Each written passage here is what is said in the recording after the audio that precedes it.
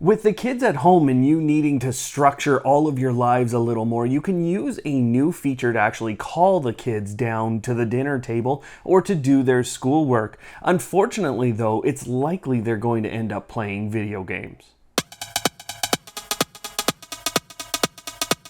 Hello Automators, thanks for tuning in again. I'm Brian from Automate Your Life, and today I'm going to keep you up to date on everything within the Google Assistant ecosystem. Now, sadly, I am here to tell you that even on smart displays, you are going to find your children playing video games, and that is because of this new capability that is much improved over the old Assistant actions that we saw related to video games. In order to get my little guy off of smart displays or off of video games in general, I've had to resort to reminders in a lot of cases, and I have one set up, for example, that tells him to get out a book every day at 2 p.m.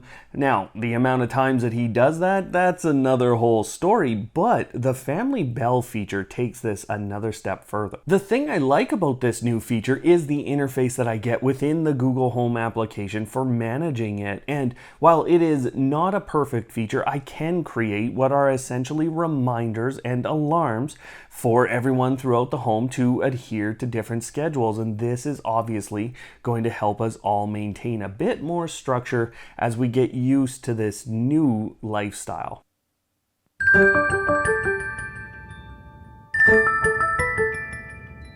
Remember to enter the giveaway. As I've been preparing tutorials for the new Google Home application, I've noticed a couple of changes inside of the application, and actually a lot of you have too. The first one is actually in regards to speed, and this was really interesting to me because I started to notice that the volume controls were showing up in certain cases on my Google Nest devices, my speakers, my smart displays very quickly, almost instantaneously in some cases, and I noticed that my Chromecast were doing a very similar thing, and I'm sure many of you have seen in the past how long it can take. Now, the other component to this, and this was confirmed by Google as well, is that outside of your network, you're going to get those controls showing up when you go into the device settings. Right now, for me, there's two things that I noticed with this that isn't perfect.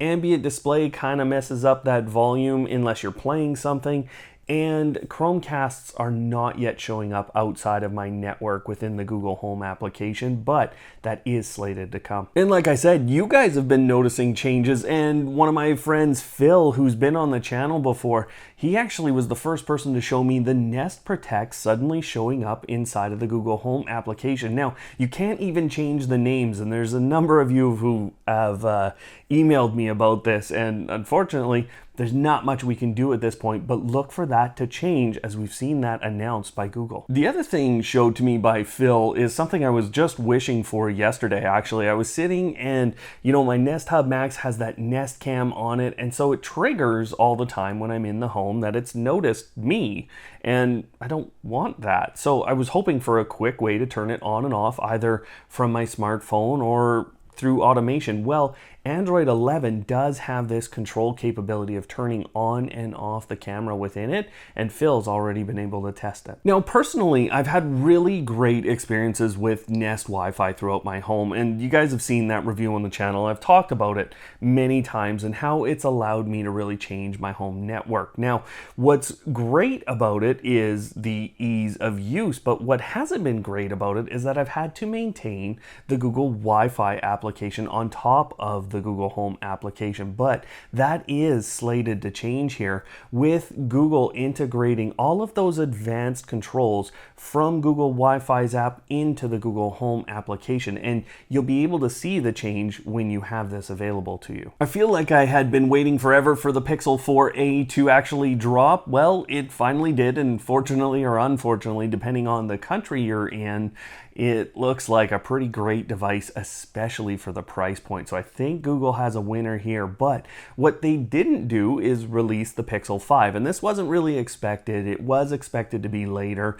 but they didn't initially give us a date for that release, and they still actually haven't. But what they did do is accidentally say when the pre-orders or the pre-sale will start, which is October 8th. That's all well and good, and I'm excited for those devices, But what is even more interesting is that it looks like Google is going to create a foldable phone. And this, a lot of people are saying, oh, well, the 5A, it's got to be the 5A. I don't think it's going to be a budget phone that ends up with a foldable device. And looking at the complexity of this device, I'm going to say it's at least the Pixel 6 and maybe something else, maybe a whole new generation of Pixel phones. Now, I've been following the new Google Nest speaker that is slated to come out here before the end of 2020, but I think some things have actually pulled forward and there's some more clarity around that device that I can give you here. I'm seeing around $130 to $150 price range for this new speaker. Could be a little bit lower than that, but that's kind of what I'm seeing it come in at. And I think we're going to have this before the end of September for us to order, and it could be even sooner. Within those speakers, one of the things we get access to are those assistant actions, and that's really what those games were earlier in the video here. But let's be honest and say that most assistant actions are pretty clunky, and it's in a lot of cases due to the voice models that they're using. Now, Google has come out and given access to better voice models within the assistant actions, and these can actually be just transitioned over to. So I think you're going to notice in a number of languages a real shift in the smoothness of your actions going forward. And you might not think that a keyboard on your smartphone is a big deal when it comes to automating your life, but the fact is Gboard has been getting some pretty significant updates, and it's going to get a couple here right away that are very impressive. Now, Gmail has that great Smart Compose or Smart Complete feature where it's really just